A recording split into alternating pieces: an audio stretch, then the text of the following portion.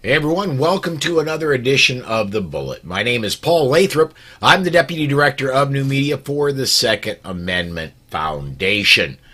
Joining me today, good friend and frequent co-host, I guess you could say here, Amanda Suffolcool.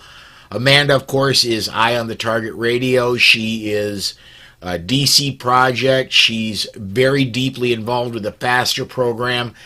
And basically, if politically you know somebody who's in Second Amendment rights, they're connected with Amanda Suffolcool. You cannot do anything in Second Amendment rights politically without knowing and probably working with Amanda. Amanda, thanks for No, coming no, along. no, that's not right. There's so many people in the Olympic rings that I do not know, but I try, but I do not know. Well, let me put it this way: compare who you know now to who you knew 5 years ago. Oh, Yeah, okay. it's so. I'm I go back to my expanding my original point. library. I'm expanding my library. Okay, got it. Point made. All right, and we are. Yeah, I've got all social media hooked up. Reminder: if you want to comment on anything we're going to talk about, which today is a whole bunch of good news. If you want to comment on anything we're talking about, go to the Polite Society Podcast Facebook or YouTube page, comment on those videos, and we'll get your comments up and discuss them on the air. And if no matter where you see us, comment there. Sometimes I get them, sometimes it takes a while, but I eventually get them. And if it's a good enough comment, it'll still make the air. So, Amanda, I want to start off today as we get going. Last time we did a bullet was on Saturday, and Governor Grisham of New Mexico had just issued this new governor executive order basically nullifying the Second Amendment in and around Albuquerque and saying you cannot carry open or concealed there whether or not you have a permit. Immediately, several gun rights organizations, including the SAF, filed lawsuits. SAF's was filed yesterday, and today we got, this is from a press release from the SAF. I'm not going to read the whole thing, but a federal judge has granted a temporary restraining order in a Second Amendment Foundation challenge to Governor Michelle Lujan Grisham's September 8th edict suspending constitutionally protected right to bear arms in Albuquerque and surrounding Bernalillo County. District Judge David H. Urias issued the TRO, which extends to October 3rd when a hearing on the preliminary injunction request will be held. The TRO is effective immediately.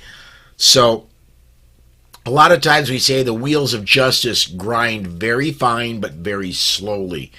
Amanda, this came out in nearly record time. Right. I started to hear she did it on Friday, Yes, late Friday on evening. Friday. So Friday afternoon, evening.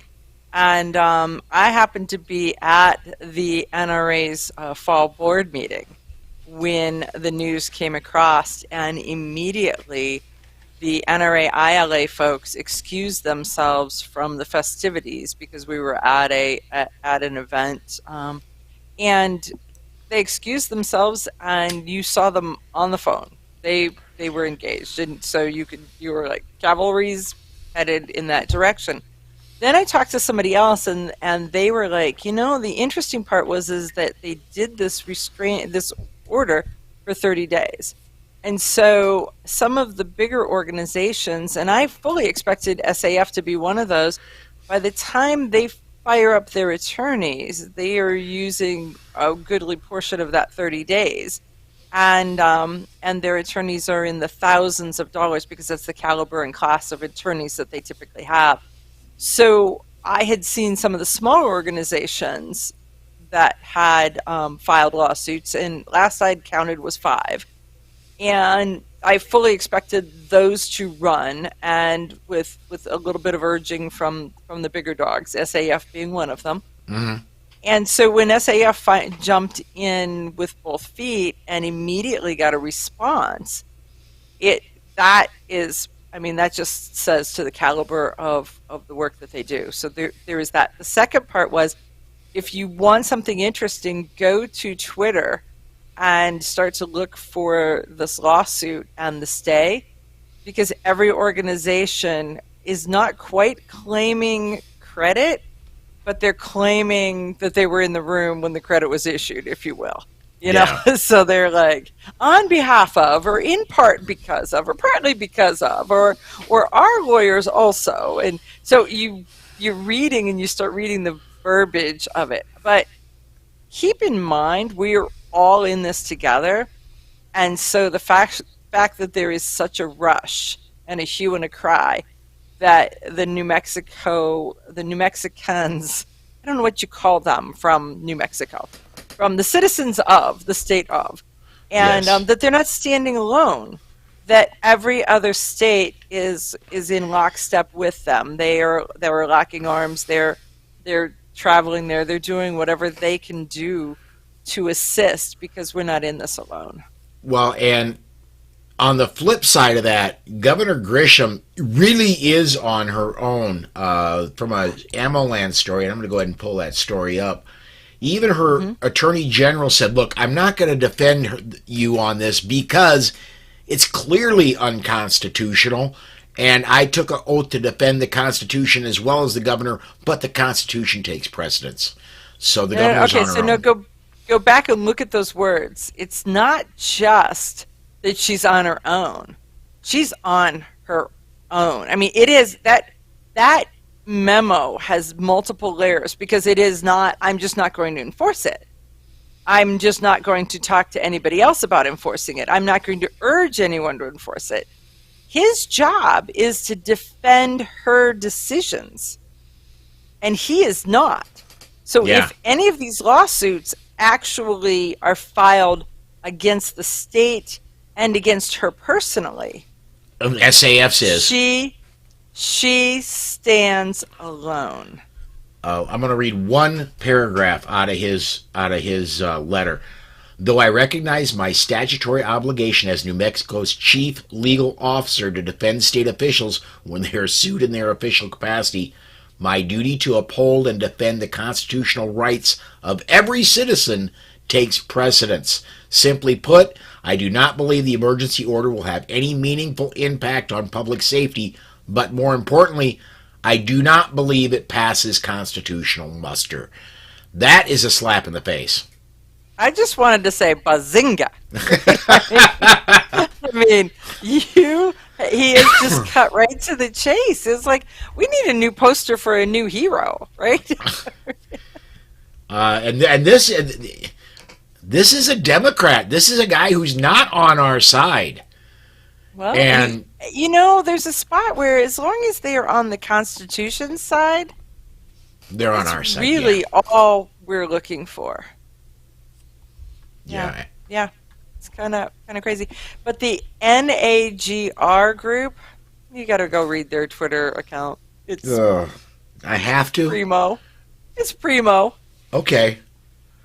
I anybody who's watched my broadcasts for a long time know that I have a deep dislike of Dudley Brown and anything he's involved with, and NAJR is his baby. So yeah, I will go look, but yeah, I'm just gonna say it's adorably cute, because he's no compromise, and yet his lawsuit didn't bring it home. no, he was one of the first to file. I'll give him that. He piled on. So let's talk about the second level of this, which is Stephanie Lord and another Republican representative that has called for the governor to be impeached. And so where do you think that's going to fall? What do you think the status of that is? They did try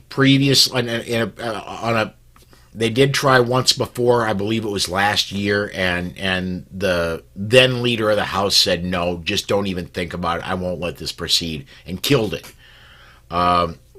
This year that hasn't happened. I've been exchanging texts with Stephanie, and I honestly think, at least in the House, it's got legs. Now, just in New Mexico, my understanding is, just like the federal government, the charges are issued in the House, and then they're tried in the Senate. Both House and Senate in New Mexico are democratically controlled. Will it happen? I don't know, but they've got a lot more traction than they did last year, and I think it could clear the House. Right. Well, and then last year was not an election year the way this is building up, right? Depends on when it was. Was it? Yeah. Remember, there's a lot of them are on 2-year election cycles. Well, and I saw an article today. I did not get it in show notes. There's from, and let me see if I can even find the thing, because yeah, from the Okay, Rio let's Grande go to the Sun. sounds like topic, right? You know, I feel like I'm playing charades with you. there's a topic in, or there's a article in the Rio Grande Sun newspaper today, written by somebody named Tom Wright, who basically says this is Governor Grisham's hope that she gets, that this propels her into post-governor life as an important person. Wants to be like Lori Lightfoot is who this guy compares the governor to. Ooh, so she wants a job at Harvard. Yes. Yes. Got it. So let me go ahead, and I'm going to put that link. I'm going to put 2 links into the conversation on the Facebook and YouTube streams, and then I'm going to get a comment up here from Snake Plissken. Oh, by the way, what an awesome YouTube handle, Snake Plissken. I love that.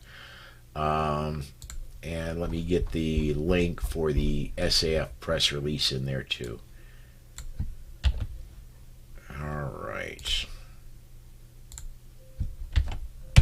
And let me come over here and hit that button. Oops, hit the wrong button. Not That button. Evening, Paul and Amanda. I saw you at Quincy, Massachusetts. Very moving speech from you, Amanda.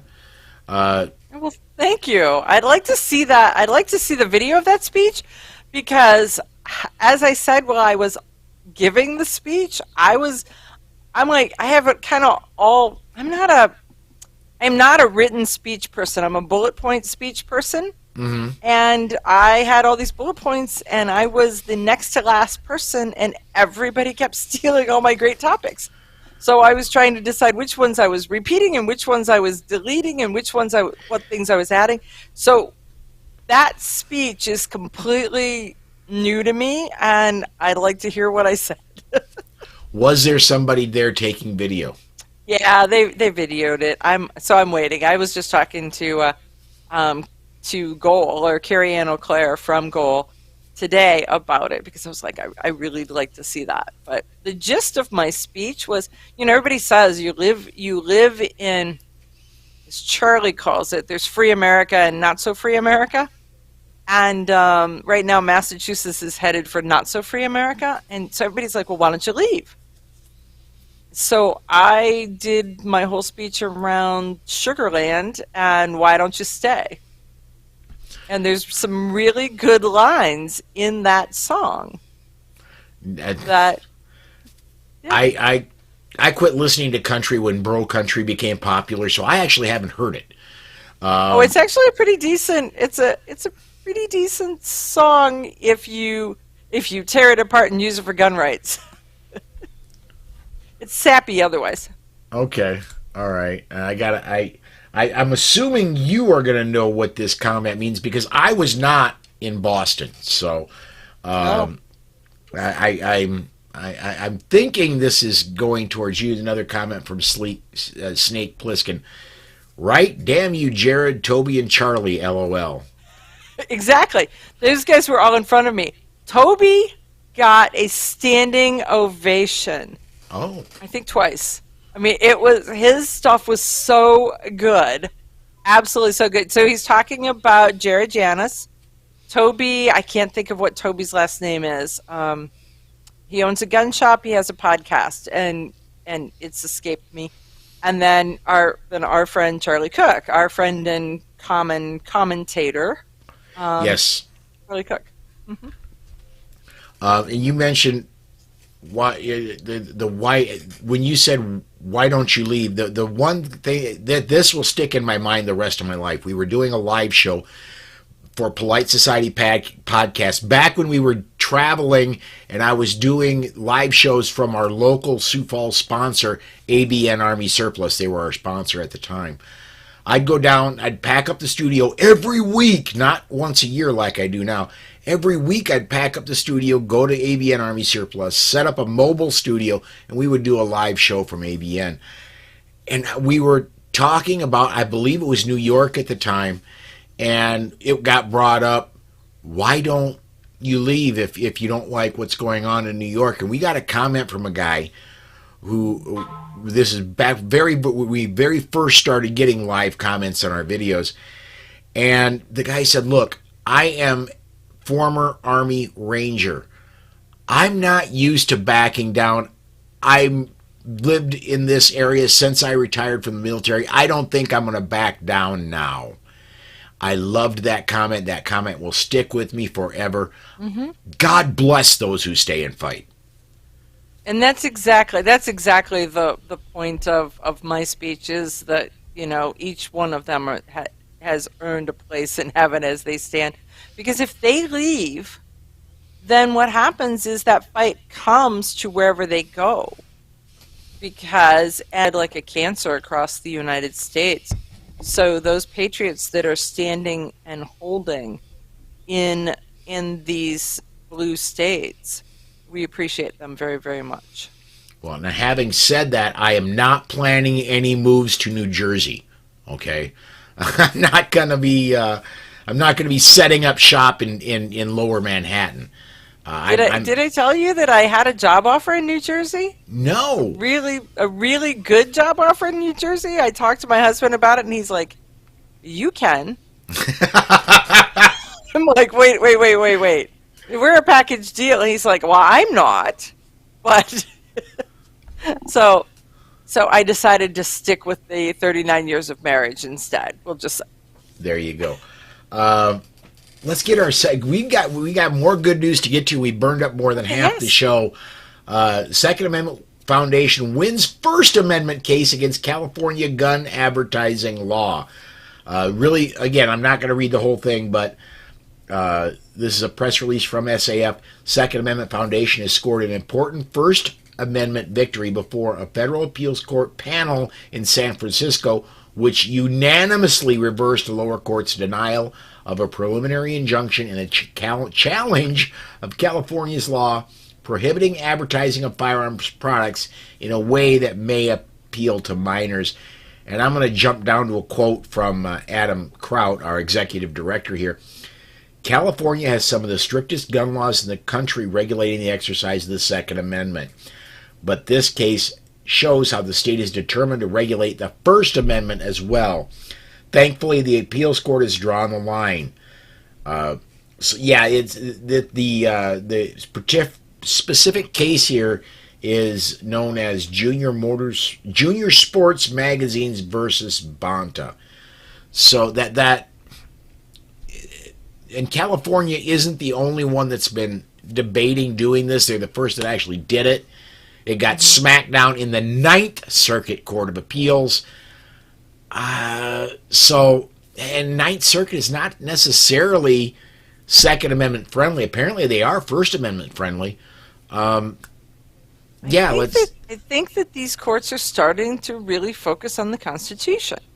And so the interesting part about California is that you can still, they have not eliminated youth hunting, youth going to the range. As long as they're with an adult, you can still do that. So this marketing block that they were trying to do is not in alignment with their standards on what juveniles are allowed to do.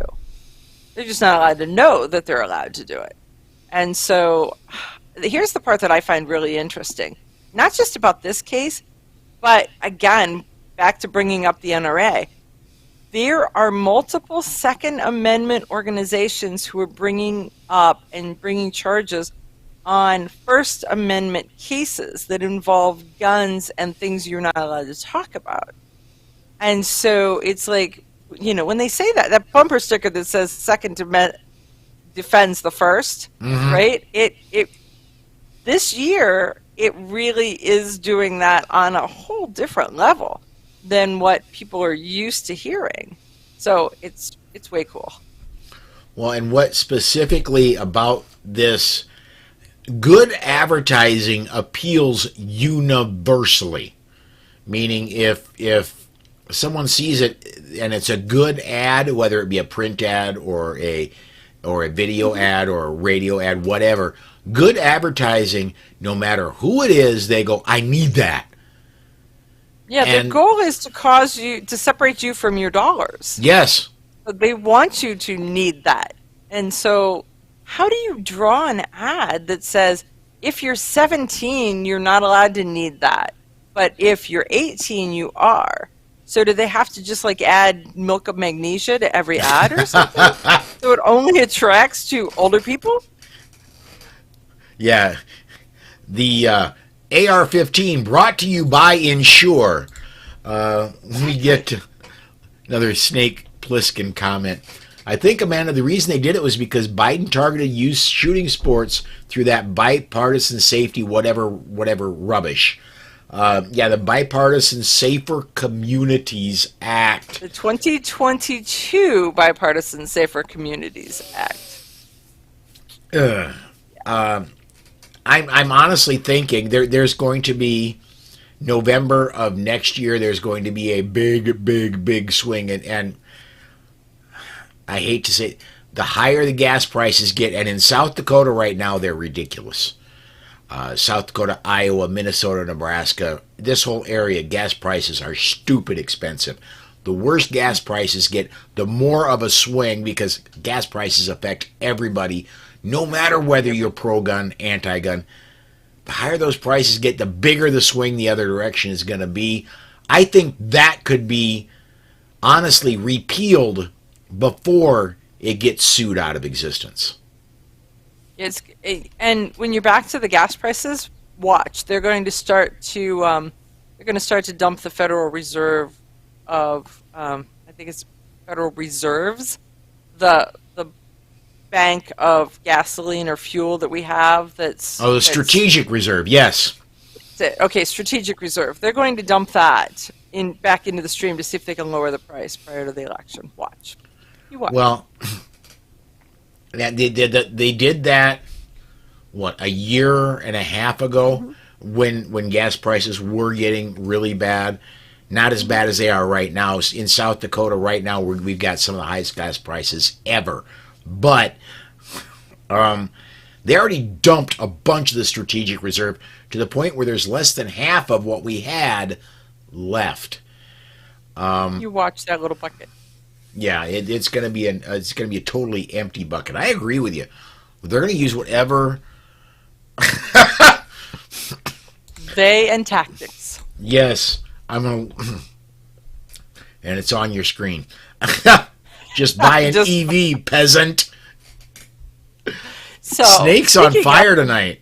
He really is. Did you see I don't even know who it was that was trying to drive cross country with an electric vehicle and couldn't get into charging stations? It was the Secretary of Energy, I believe.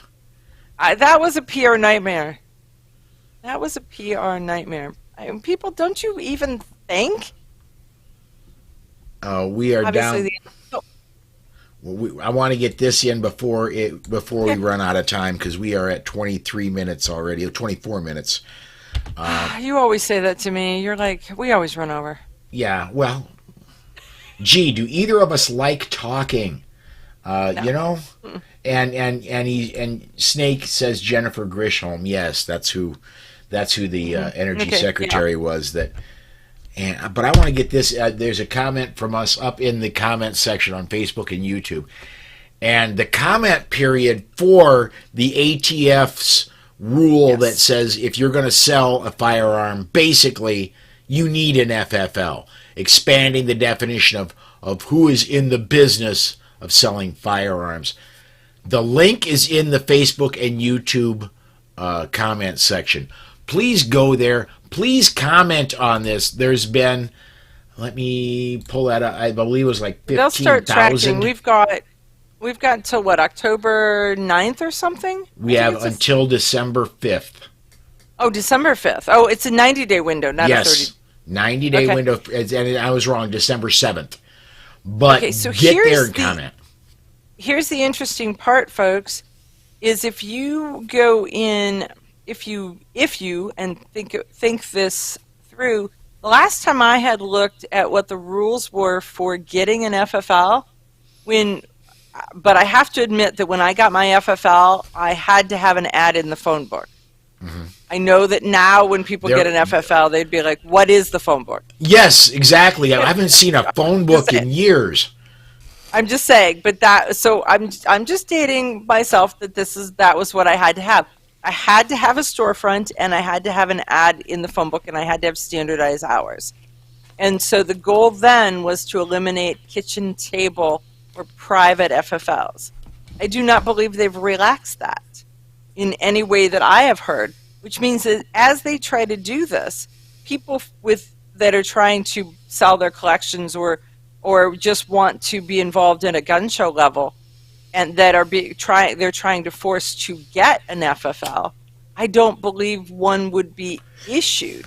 So you would have to apply for it, but I don't believe that you could get it. And I think that should be part of the, are they sending you just into this ever spiraling spiral of futility? Let's see here. I'm going to get to the, because there's... Oh, and one other point is when you make comments, if you have 5 points to make, log in 5 times. Do not write a book. Because Yes. it gets sorted by the points. It gets sorted by the topics. So if you put a bunch in, you only get credit for a topic. Looking at and we're doing well. In the last 3 days, there have been 15,223 comments as of the last time this browser refreshed.